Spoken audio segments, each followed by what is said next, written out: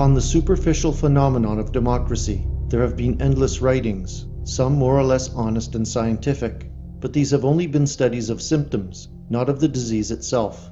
For democracy in actual practice has little, if anything, to do with the determination and execution of the popular will, or even of the will of the majority.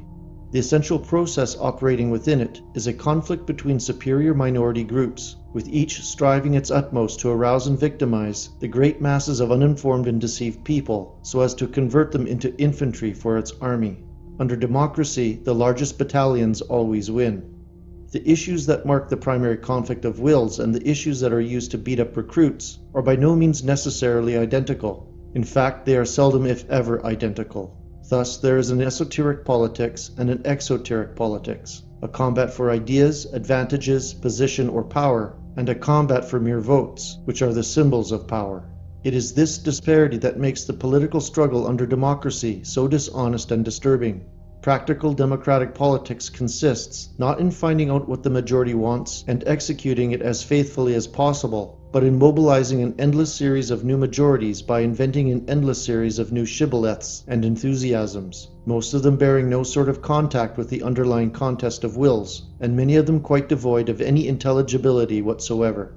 Therefore, the history of democracy is largely a survey of political swindle, and it is on this plane that the so-called invisible government lives and has its being. The will to power within a democracy, therefore, is like a mobile element directing all organizations, something forever seeking, ever obtaining, and ever losing.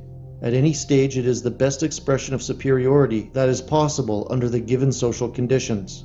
Alteration follows only after the appearance of a group of a singular power, or after a compromise between unequal but related groups. Then a false stability is arranged at through the control of the instruments of power, or through a profound influence upon all inferior groups by the agency of specific ideas, such as social justice issues and propaganda, which we find presently in the postmodern era. The names of these social organizations are of little importance. It is the nature of the means by which they are maintained that matters, the form of the will to power underlying them, and the methods pursued by them to gain superiority.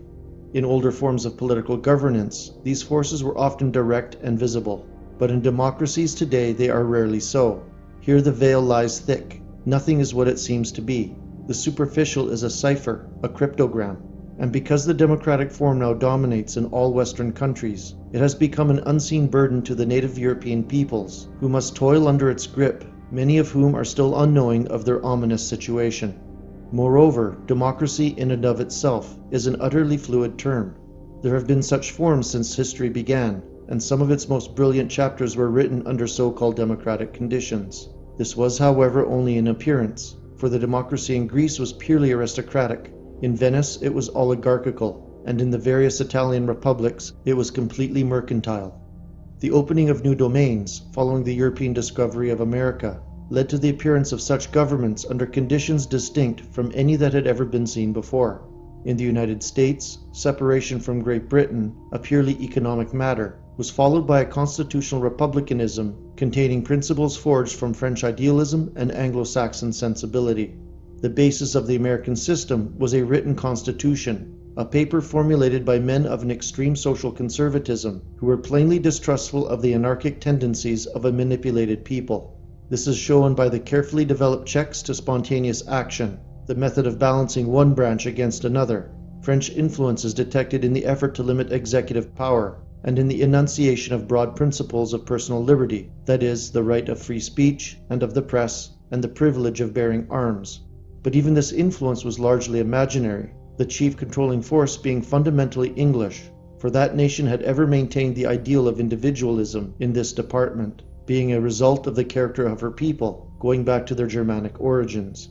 For Northern Europe, whether this be good or ill, was the birthplace of modern European democracy, the idea coming from those ancient tribal assemblies in her gloomy forests. France, by reason of the attractive platitudes of her 18th century writers, simply became at the time the spokesman for all this ancient democracy. This, and the long struggle against feudalism, during which the expression of ideas was curtailed, had made free speech a new fetish in revolutionary Europe, and its inclusion in the American Constitution must therefore be granted to French influence specifically, in spite of the deeper English derivation behind it. Individual liberty, therefore, was steeped in European tradition, and traditional rights have almost always been racial in context. That is, they defined the virility of a particular culture, their masculinity and forcefulness. The liberalism of English customs, for example, does not trace to Magna Carta, for nothing is less justified than the exaggerated importance attached to that document. It resulted from the stubbornness, the sheer brutality of the Saxon, and men who are devoid of brutality are also devoid of the manliness to seize their own liberty. The consequences of this brutality in the history of English life have been, on the whole, beneficial. Primarily, it led to a certain deference to individual freedom and responsibility that conferred on that people a deserved reputation for liberalism in its older, stricter sense. But on the other hand, it fathered a dominant political caste of great acumen and power, for the reason that real skill and courage were requisite to mastering and directing such a stubborn people. The gradual decline of this pristine vigor led directly to the fall of this race, allowing a more cunning human type to ascend into power. Indeed, the subsequent parasitic liberalism, which then filled that cultural void, and which governs modern politics in the West today, is simply a funerary veil placed over a corpse. While the recent inauguration of mass, multicultural democracy seems to indicate a strange impermanence, the volatility of which will undoubtedly assure an absolute tyranny in the long run.